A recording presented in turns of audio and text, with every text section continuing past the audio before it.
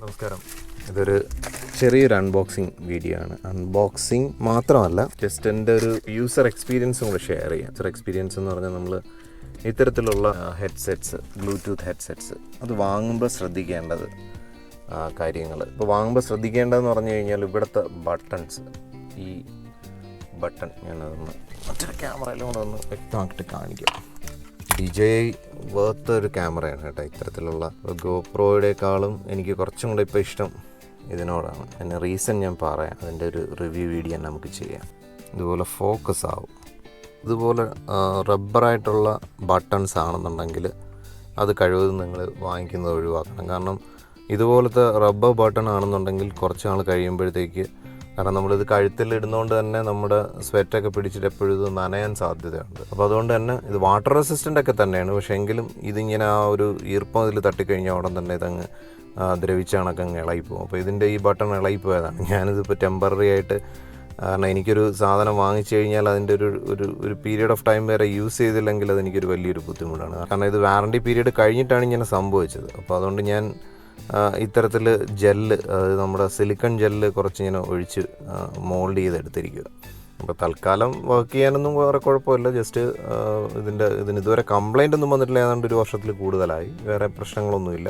ഇപ്പോഴും നന്നായിട്ട് ഫങ്ഷനൊക്കെ ചെയ്യുന്നുണ്ട്. പക്ഷേ ഈ ഒരു ബട്ടൺ അത് നമ്മൾ വാങ്ങിക്കുന്ന സമയത്ത് ടാക്ടൈൽ ബട്ടൺ, പ്ലാസ്റ്റിക് ആയിട്ടുള്ള ടാക്ടൈൽ ബട്ടൺ ആണെന്നുണ്ടെങ്കിൽ, അതായത് മോൾഡഡ് ആയിട്ടുള്ള ബട്ടൺസ് വരുന്നുണ്ട്, അങ്ങനെ ഉള്ളത് തന്നെ നോക്കി സെലക്ട് ചെയ്ത് വാങ്ങിക്കണം. ഇല്ലെന്നുണ്ടെങ്കിൽ ഇതുപോലെ സ്വിച്ചുകളായി പോകും. സ്വിച്ചുകളായി പോയി കഴിഞ്ഞാൽ ഭയങ്കര വൃത്തികേടാണ്. ഇതിപ്പോൾ ഞാൻ വീട്ടിലുള്ള ആവശ്യങ്ങൾക്ക് മാത്രം ഉപയോഗിക്കുകയാണ്. കാരണം ഇതിന് വേറെ കുഴപ്പമൊന്നും വന്നിട്ടില്ല. ഇത് ഹെർമൻ്റെതാണ്, ഇൻഫിനിറ്റി JBLൻ്റെതാണ്. വേറെ പ്രശ്നങ്ങളൊന്നുമില്ല. പക്ഷേ ഇത്തരത്തിലുള്ളൊരു ഇഷ്യൂ വരും. അപ്പോൾ അതുകൊണ്ട് അതൊന്ന് ശ്രദ്ധിക്കണം. ഇത്തരത്തിലുള്ള ബ്ലൂടൂത്ത് ഹെഡ്സെറ്റ്സ് വാങ്ങുമ്പോൾ ശ്രദ്ധിക്കേണ്ട ഒരു കാര്യമായതുകൊണ്ട് ഞാനതൊന്ന് മെൻഷൻ ചെയ്തതാണ്. ഇതിപ്പോൾ ചൈനീസ് കത്തി, ഇത് നമുക്ക് എവിടെയും ക്യാരി ചെയ്ത് കൊണ്ടുപോകാൻ ഒരു കാർഡ് പോലെ നമ്മുടെ പോക്കറ്റിൽ അല്ലെങ്കിൽ നമ്മുടെ പേഴ്സിനകത്തൊക്കെ വെക്കാൻ പറ്റിയൊരു നൈഫാണ്. ഇപ്പോൾ ബ്ലൗപുങ്കിൻ്റെ കുറേ പ്രോഡക്റ്റ്സ് ഞാൻ വാങ്ങിച്ച് അതിൻ്റെ റിവ്യൂ ഒക്കെ ചെയ്തിരുന്നു. വളരെ വേർത്തായിട്ടുള്ളൊരു കമ്പനി തന്നെയാണ്. ആ പഴയ പ്രതാപം, ജർമ്മൻ പ്രതാപം ബ്ലൗപുങ്കിന് ഇപ്പോഴും നഷ്ടപ്പെട്ടിട്ടൊന്നുമില്ല. അത് നന്നായിട്ട് മുന്നോട്ട് കൊണ്ടുപോകുന്നു. കാരണം ആ ഒരു ക്വാളിറ്റി അവരുടെ സ്റ്റഫ്സിൽ എല്ലാത്തിലും ഉണ്ട്. അപ്പോൾ അതിൻ്റെ ഒരു ഫാൻ ആയതുകൊണ്ട് തന്നെ അതിൻ്റെ സൗണ്ടും പ്രിസിഷനും ഒക്കെ മനസ്സിലാക്കി, അല്ലെങ്കിൽ അതിൻ്റെ ആ ഒരു ക്വാളിറ്റിയൊക്കെ മനസ്സിലാക്കിയിട്ടാണ് എൻ്റെ വൈഫിന് ഈ സെയിം കമ്പനിയുടെ ഒരു ബ്ലൂടൂത്ത് ഹെഡ്സെറ്റ് വേണമെന്ന് പറഞ്ഞാൽ അങ്ങനെ അതൊന്ന് വാങ്ങിച്ചു. അപ്പോൾ ഇതിൽ ഞാൻ ശ്രദ്ധിച്ചൊരു കാര്യം എന്ന് പറഞ്ഞാൽ ഇതിലും ടാക്ടൈലായിട്ടുള്ള ബട്ടണാണ്. അതാണ് ഞാൻ പ്രധാനമായിട്ട് ശ്രദ്ധിച്ചത്. ഇവിടെ റബ്ബർ ബുഷാണ് വരുന്നതെന്നുണ്ടെങ്കിൽ പോയി അത് അധികം ലാസ്റ്റ് ചെയ്യത്തില്ല. അപ്പോൾ അതൊന്ന് ശ്രദ്ധിക്കേണ്ടതാണ് അത് വാങ്ങിക്കുന്ന സമയത്ത്. പിന്നെ നമുക്കൊന്ന് അൺബോക്സ് ചെയ്യാം. 2999 അടിച്ചിട്ടുണ്ട്. ഇപ്പോൾ ഓഫേഴ്സിലായതുകൊണ്ട് വാങ്ങിച്ചതാണ്.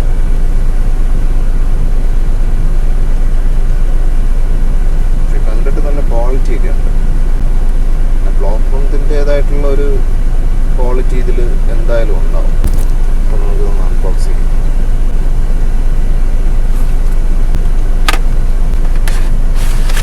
ഇതിൻ്റെ ചാർജിങ് കേബിള്, കുറച്ച് ഇയർ പാഡ്സ് ഉണ്ട്. ഇയർ പാഡ് കൂടാതെ നമ്മുടെ ചെവിയിൽ ഫിക്സ് ആയിരിക്കാനായിട്ടുള്ള എന്തോ ഒരു സംഭവം, ബുഷും കാണും. പിന്നെ ഇതിൻ്റെ യൂസർ മാനുവൽ. ഈ യൂസർ മാനുവലിൽ വോയിസ് സെർച്ച് വിത്ത് ഗൂഗിൾ എന്നുള്ളതിലൊരു ഹാഷ്, നോട്ട് ആപ്ലിക്കബിൾ എന്നുള്ളതിലൊരു ഹാഷ് ഇട്ട് പെന്ന് വെച്ച് എഴുതിയിരിക്കുന്നത്.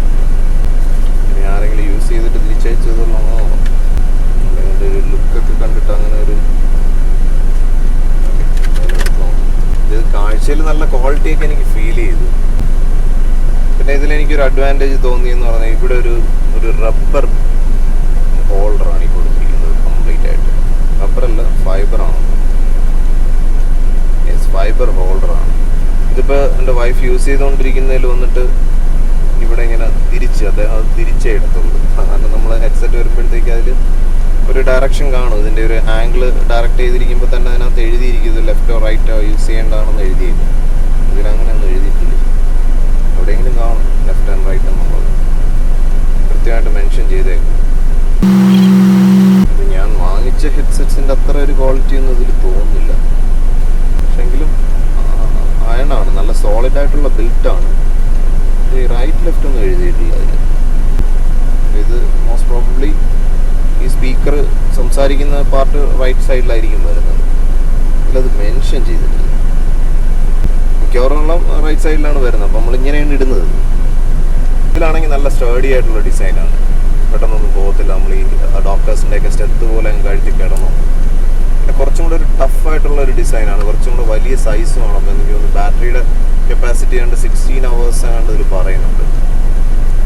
കുറച്ചും കൂടെ ലൈഫ് കൂടുതലാണെന്ന് തോന്നുന്നു ബാറ്ററിയുടെ ലൈഫ്. അപ്പോൾ നമുക്കിതൊന്ന് ഓൺ ചെയ്ത് നോക്കാം.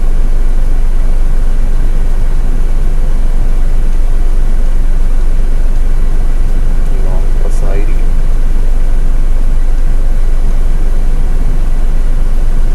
ഇത് ഇരുന്നതാണോ തോന്നുന്നത്, ചാർജില്ല. സാധാരണ ഇങ്ങനെ ഇരുന്നാൽ ഇതിന് ബാറ്ററിയൊക്കെ കാണും. നമുക്കിതൊന്ന് ചാർജ് ചെയ്തിട്ട് ഞാനിതിൻ്റെ ഒരു യൂസർ റിവ്യൂ പറയാം. ഞാൻ മെയിനായിട്ട് ഇതിൻ്റെ ഈ ക്വാളിറ്റിയിൽ നമ്മൾ വാങ്ങുന്ന സമയത്ത് ശ്രദ്ധിക്കേണ്ട കാര്യങ്ങളാണ്. അതുപോലെ ഇതിൽ വേറൊരു ചെറിയ പ്രശ്നങ്ങളുണ്ട്. ഇതിൻ്റെ ഇത് പെട്ടെന്ന് തുറക്കത്തക്ക വിധത്തിലല്ല.